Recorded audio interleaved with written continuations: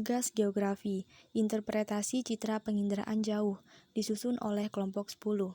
Anggota kelompok terdiri dari Tasya Rahmadani dan Dimas Setiawan. Materi yang akan dibahas adalah pengertian citra penginderaan jauh, komponen-komponen penginderaan jauh, langkah-langkah pengolahan citra penginderaan jauh, ciri-ciri yang terdapat pada gambar objek citra penginderaan jauh. Pembukaan. Assalamualaikum warahmatullahi wabarakatuh.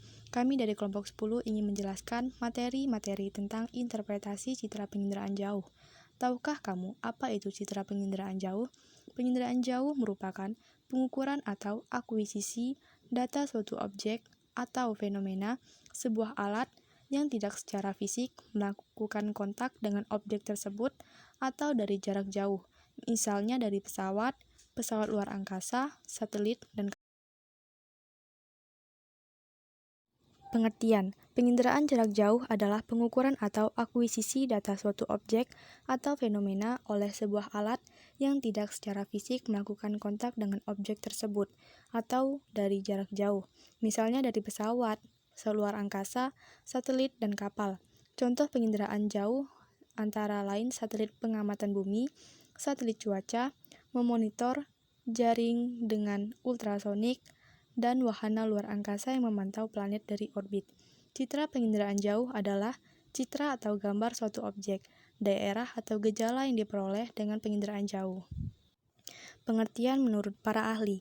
Aferi, penginderaan jauh merupakan upaya untuk memperoleh, menunjukkan atau mengidentifikasi dan menganalisis objek dengan sensor pada posisi pengamatan daerah kajian. Lindgren, penginderaan jauh sebagai teknik yang dikembangkan untuk perolehan dan analisis informasi tentang bumi.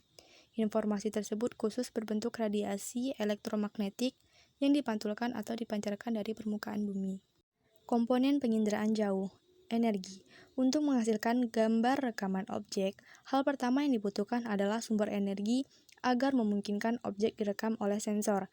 Ada dua energi yang bisa digunakan untuk penginderaan jauh, yaitu energi aktif yang biasa berasal dari laser fluorescence sensor yang berbentuk kilatan cepat dan gelombang elektromagnetik, dan energi pasif sumber energi yang berasal dari matahari. Gelombang ini biasanya dilakukan untuk pemantauan di siang hari. Atmosfer. Saat energi ini masuk ke permukaan bumi, itu hanya sebagiannya saja. Hal ini dikarenakan ada atmosfer yang menghambatnya lewat sarapan dan pantulan. Tidak semua spektrum gelombang elektromagnetik sampai di permukaan bumi. Hal ini karena sifatnya selektif terhadap panjang gelombang tertentu. Objek. Objek ini terdiri dari biosfer, litosfer, dan hidrosfer. Setiap objek akan memantulkan panjang gelombang tertentu sehingga hasil kenampakan yang ditangkap oleh sensor bisa berbeda. Contohnya, akan memancarkan lebih cerah apabila objeknya mempunyai banyak energi ke sensor. Wahana. Wahana adalah media atau kendaraan untuk meletakkan sensor agar dapat melakukan perekaman. Umumnya, wahana dari penginderaan jauh adalah pesawat terbang, balon udara, satelit, dan lain sebagainya. Sensor. Sensor digunakan untuk melacak, mendeteksi, dan merekam suatu objek. Sensor ini dibagi menjadi dua, yaitu sensor fotografik dan sensor elektronik. Sensor fotografik ini merekam objek dengan menggunakan kamera, dan hasilnya berupa foto udara dan satelit. Sedangkan untuk sensor elektronik adalah alat perekamannya berupa pita magnetik. Selanjutnya, sensor ini menggunakan sinyal elektronik dan menghasilkan citra atau data visual menggunakan perangkat komputer. Perolahan data yang di pengendaraan jauh dapat dilakukan secara manual atau digital. Cara manualnya adalah menginterpretasikan foto udara dengan numerik. Sedangkan untuk cara digital yaitu memakai proses digital yang dilakukan melalui perangkat komputer.